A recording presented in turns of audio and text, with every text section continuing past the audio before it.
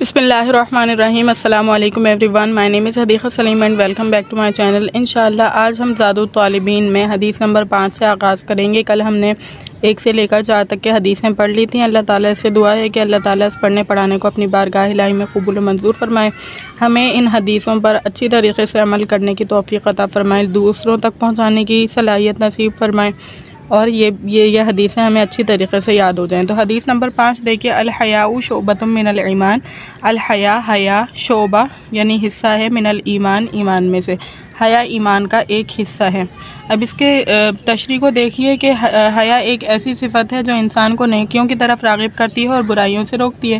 यानी एक हया एक ऐसी क्वालिटी है, सिफत है जो इंसान को नेकियों की तरफ राग़िब कर रही होती है और बुराइयों से रोक रही होती है। जिसके अंदर हया ना हो उसके लिए हर बुराई का कर लेना आसान है। जिसके अंदर हया ही ख़त्म हो जाए, हर बुराई का इर्तिकाब वो आसानी से कर लेता है। जैसे एक और हदीस में आया, जब तुम हया ना करो तो जो चाहो करो। इज़ा लम तस्ताही फस्ना मा शीता, यानी जब तुम हया ना करो तो जो चाहो करो। हया जो है ना पैरामीटर है, पैमाना है किसी भी काम के करने या ना करने का। अगर वो काम बुरा होगा तो हया उसके करने से रोकेगी, अगर वो काम अच्छा होगा तो हया उसके करने पर आमादा करेगी। ठीक है। अच्छा, एक सवाल हो सकता है कि ईमान के तो और भी बहुत से हिस्से हैं, तो हया को ख़ास तौर पर जिक्र क्यों किया। हया एक ऐसी सिफत है जो दुनिया और आखिरत के तमाम नेक कामों की तरफ दावत देती है और हर बुराई से रोकती है। यानी एक सवाल पैदा हो रहा है, जो ईमान है हमारा उसके बहुत सारे शोबे हैं, तो ख़ास तौर पर हया को क्यों डिफ़ाइन किया, बयान किया है। तो बताया जा रहा है हया एक ऐसी सिफत है जो हर नेक काम की रग़बत दिलाती है, उसकी तरफ आमादा करती है और हर बुरे काम से रोकती है। और जिसके अंदर हया की सिफत मौजूद हो वो बहुत से गुनाहों से बच जाता है। इसीलिए हदीस में हया को ख़ास तौर पर जिक्र किया है। जिसमें हया की क्वालिटी होगी तो वो बहुत सारे कामों से बच जाएगा, बुरे कामों से। तो इस वजह से हया को खुसूसी तौर पर यहाँ पर बयान किया गया है। उसके बाद हदीस नंबर 6 है, अलमरउ मा मन अहब्बा। अलमरउ आदमी, मा साथ होगा, मन उस शख्स के, अहब्बा जिससे वो मोहब्बत करता है। यानी आदमी उसके साथ होगा जिससे वो मोहब्बत करता है। यानी अब यहाँ पर शान बुरूद देख लीजिए, इससे आपको समझ में आ जाएगी हदीस किस एतबार से है। सहाबा कराम रिज़वानुल्लाह अजमईन ने हुज़ूर सल्लल्लाहु अलैहि वसल्लम से फरमाया कि आदमी किसी से मोहब्बत तो करता है लेकिन उस जैसे अमाल नहीं कर पाता। ठीक है। यानी सहाबा कराम रिज़वानुल्लाह अजमईन ज़ाहिर है कि जो है यानी इस्तिफ़सार किया करते थे, सवाल जवाब किया करते थे ताकि हमारे अमाल, हमारी इबादत वगैरह दुरुस्त हो जाएं। तो सहाबा रिज़वानुल्लाह अजमईन ज़ाहिर है कि मोहम्मद सल्लल्लाहु अलैहि वसल्लम से मोहब्बत करते थे।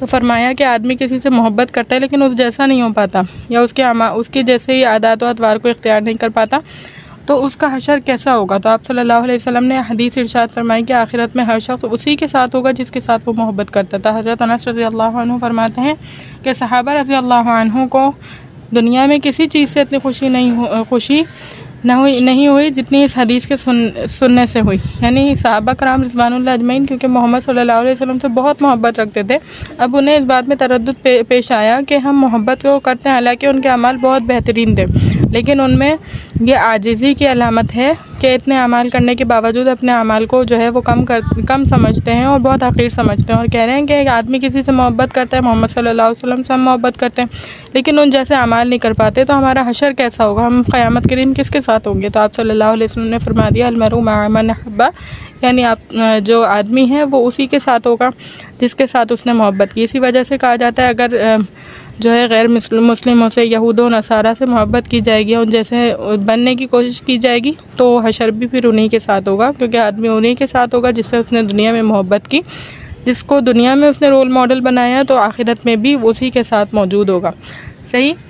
तो वजाहत देखिए, यानी आप भी अगर दुनिया में नेक लोगों से मोहब्बत रखें और इन जैसे अमाल भी करने की कोशिश करें, ख्वाह इनसे मुलाकात ना हुई हो या उन जैसे अमाल ना कर पाया हो, तो क़यामत के दिन नेक लोगों के साथ ही उठाया जाएगा।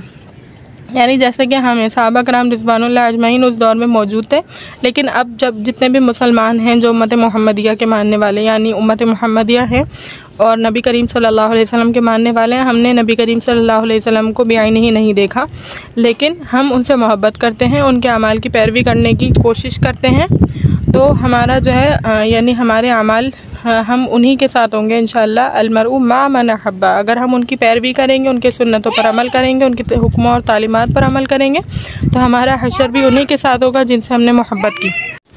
और अगर फासिक व फाजिर से मोहब्बत रखे तो क़यामत में उसी के साथ होगा। हज़रत अब्दुल्लाह बिन मसूद रज़ियल्लाहु अन्हु ने फरमाया कि अगर कोई मकाम इब्राहीम और रुकन के दरमियान 70 साल भी इबादत करे तब भी उसका हशर उसी के साथ होगा जिससे वो मोहब्बत करता था। यानी एक बात बता दी, जिस तरह कॉन्ट्रारी तौर पर जिस तरह जो है यानी नेक अमाल वाले से मोहब्बत रखने की बिना पर आप भी इंशाअल्लाह उसके साथ होंगे, तो फाजिर और फासिक के से मोहब्बत रखने की बिना पर आप क़यामत के दिन उनके साथ होंगे। हज़रत अब्दुल्लाह बिन मसूद रज़ियल्लाहु अन्हु की यहाँ पर हदीस कोट की गई है कि उन्होंने फरमाया कि अगर कोई शख्स मकाम इब्राहीम में भी 70 साल रहे ना, उसके बावजूद अगर उसकी वो किसी ऐसे शख्स से यानी अच्छे इंसान से मोहब्बत नहीं करता था, फासिक व फाजिर से मोहब्बत करता था, तो जो है जिससे वो मोहब्बत करता था, लिहाजा यानी उसका हशर भी उसी के साथ होगा जिससे वो मोहब्बत करता था। लिहाजा हमें अपनी आखिरत बनाने के लिए अच्छे और नेक लोगों से मोहब्बत रखनी चाहिए ताकि आखिरत में जहन्नुम से निजात हासिल हो जाए। ठीक है, यानी एक उसमें ईमान की रमक मौजूद होगी तभी तो वो उनके साथ सोहबत इख्तियार करेगा, वरना जो लोग दीन से दूर होते हैं तो वो उन दीनदारों के साथ बैठने को भी गवारा नहीं समझते, तो इसी वजह से उनका हशर उन्हीं लोगों के साथ होगा जिनके साथ बैठने को वो गवारा समझते थे, फासिक और फाजिर के साथ। इसके बाद हदीस नंबर 7 है अल-खमरु जुम्माउल इस्मी, यानी खमर शराब जुम्माउल इस्मी तमाम गुनाहों का मजमुआ है। ठीक है, अब इसकी तशरीह को देखिए कि शराब तमाम गुनाहों की जड़ है, क्योंकि शराब पीने के बाद आदमी के अक़ल व हवास इसके कब्ज़े में नहीं रहते और वो बहुत से ऐसे गुनाहों का इर्तिकाब करता है जो उसे भी नहीं पता होते, मालूम नहीं होते। ठीक है, यानी जो शराब है ना वो तमाम गुनाहों की जड़ इसलिए कहा जा रहा है कि आदमी उस वक्त उसकी अकल मगलूब हो जाती है, उसे मालूम ही नहीं होता कि मैं कर क्या रहा हूँ। जब उसे और तबई तौर पर कोई गुनाह करने की सूरत में उसे मालूम होता है, अगरचे वो कोई गुनाह कर रहा होता है तो उसे मालूम होता है ये काम गलत है, लेकिन जब शराब का गलबा होता है तो इंसान को पता ही नहीं चलता कि मैं सही कर रहा हूँ या गलत कर रहा हूँ। इसी वजह से इसकी इतनी खबासत और खबाहत बयान की गई है और वो बहुत से ऐसे गुनाहों का इर्तिकाब करता है जो उसे मालूम भी नहीं होते, इसीलिए शराब को उम्मुल खबाइस कहा गया है, यानी खबीस कामों की जड़ है, ये माँ है। और एक और रिवायत में है कि शराब बेहयाई की जड़ है और कबीरा गुनाहों में से एक गुनाह है। शराब पीना जो है कबीरा गुनाहों में से एक गुनाह है और बेहयाई की जड़ है। जिसने शराब पिया उसने अपनी माँ, फूफी और खाला के साथ बदकारी की, यानी इतनी सख्त वईद है और इतने सख्त इसका वो जुर्म है, यानी जिस चीज़ से मुशाबे करार दिया है इसको, ये कितनी ख़तरनाक है, तो इसकी खबासत का इससे अंदाज़ा लगाया जा सकता है। एक तबीब का कहना है कि अगर दुनिया में शराब ना होती तो हमें दुनिया की निस्फ गुनाह और बीमारियां मालूम ही नहीं होती, यानी शराब इतनी ज़्यादा ख़तरनाक है कि उसकी वजह से निस्फ आधी बीमारियां जो दुनिया की हैं वो शराब के पीने या शराब की वजह से हैं।